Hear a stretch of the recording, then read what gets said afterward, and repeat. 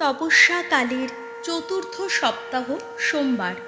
প্রথম পাঠ প্রবক্তা ঈশাইয়ার গ্রন্থ ৬৫ অধ্যায়, পদ সংখ্যা ১৭ থেকে ২১। সেদিন আর শোনা যাবে না কান্নার রোল, শোনা যাবে না কোনো আর্তনাদ। স্বয়ং ভগবান এই কথা বলছেন, জেনে রাখো, আমি এবার এক নতুন আকাশ আর এক নতুন পৃথিবী সৃষ্টি করব। তখন অতীতের কথা কেউই আর মনে আনবে না, কারো আর মনে পড়বে না তার স্মৃতি। এখন আমি যা সৃষ্টি করতে চলেছি তাই নিয়ে তোমরা চির আনন্দিত, চির উল্লসিত থেকো। আমি তো জেরুজালেমকে উল্লাসের মূর্তি করেই, তার জনগণকে আনন্দের মূর্তি করেই সৃষ্টি করব। এবার জেরুজালেমকে নিয়ে আমি নিজে উল্লসিত হব, আমার আপন জাতির মানুষকে নিয়ে আনন্দিত হব। জেরুজালেমে আর শোনা যাবে না কান্নার রোল, শোনা যাবে না কোনো আর্তনাদ। সেদিন সেখানে আর থাকবে না তেমন কোনো শিশু, অল্প যার আয়ু, তেমন কোনো বৃদ্ধ মানুষ যে তার আয়ুর মেয়াদ পূর্ণ করতে পারবে না। তখন তো ১০০ বছর বেঁচে যার মৃত্যু হবে মনে করা হবে, সে তখন যুবকই তো ছিল। আর যে মানুষ শতবর্ষ বাঁচতে পারল না, মনে করা হবে সে তো অভিশপ্ত জন। সেদিন লোকেরা যে বাড়ি তৈরি করবে নিজেরাই তাতে বাস করতে পারবে। তারা নিজেদের জমিতে যত আঙুর গাছ বসাবে নিজেরাই তার ফল খেতে পারবে। প্রভুর বাণী। শ্যাম সঙ্গীত ধুয়ো।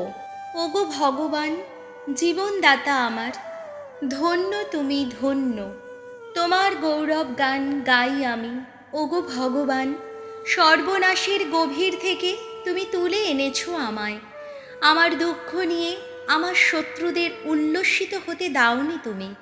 সেদিন উদ্ধার করে আনলে আমায় অধোলোক থেকে। ওগো ভগবান, রসাতল যাত্রীদের মধ্য থেকে বাঁচালে তখন। ধুয়ো। ওগো ভগবান, জীবনদাতা আমার, ধন্য তুমি, ধন্য। ভগবানের ভক্তজন যারা, ভগবানকে শোনাও সাম গান। তার পুণ্য নামটির গুণগান করো। তার ক্রোধ সে তো ক্ষণস্থায়ী, কিন্তু তার কৃপা স্থায়ী থাকে সারাটা জীবন। সন্ধ্যায় অশ্রুজল, শুধু অশ্রুজল, আনন্দের কলরোল, উষার উদয়। ধুয়ো। ওগো ভগবান, জীবনদাতা আমার, ধন্য তুমি, ধন্য। শোনো, ওগো ভগবান, দয়া করো তুমি, আমার সহায় হও। ওগো ভগবান, আমার বিলাপ আহা পরিণত করেছ তুমি নৃত্যের পুলকে। চিরদিন গাইব আমি তোমার গুণগান। ওগো ভগবান, ঈশ্বর আমার। ধুয়ো। ওগো ভগবান, জীবনদাতা আমার, ধন্য তুমি, ধন্য। বাণী বন্দনা। প্রভু যীশু পরমেশ্বরের শাশ্বত বাণী, ধন্য তুমি। মন্দের নয়, যা কিছু শ্রেয় তারই সন্ধান করো, তাহলে তোমরা থাকবে চিরজীবী। প্রভুও হবেন তোমাদের চিরসহায়। যোহন রচিত মঙ্গল সমাচার, ৪ অধ্যায়, পদ সংখ্যা ৪৩ থেকে ৫৪। যিশু রাজকর্মচারীকে বললেন, আপনি বাড়ি যান, আপনার ছেলেটি বেঁচেই থাকবে। সামারিয়া ছেড়ে যিশু তখন গালিলিয়ার দিকে এগিয়ে চলেছেন। তিনি নিজেই একদিন সকলের সামনে বলেছিলেন যে প্রবক্তা তার নিজের দেশে কখনো সম্মান পান না, কিন্তু তিনি যখন গালিলিয়ায় এসে পৌঁছলেন, গালিলিয়ার লোকেরা তাকে অভ্যর্থনাই জানালো, কারণ নিস্তার পর্বের সময় তিনি জেরুজালেমে যা কিছু করেছিলেন তারা নিজেরাই তা দেখতে পেয়েছিল।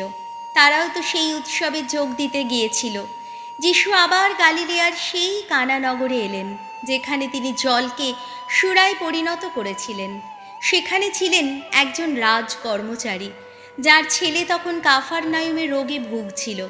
যিশু জুদেয়া থেকে গালিলিয়ায় এসেছেন শুনে তিনি তার কাছে এসে মিনতি জানালেন। যিশু যেন কাফারনায়ুমে গিয়ে তার ছেলেকে সারিয়ে তোলেন, কারণ ছেলেটির তখন মরমর অবস্থা।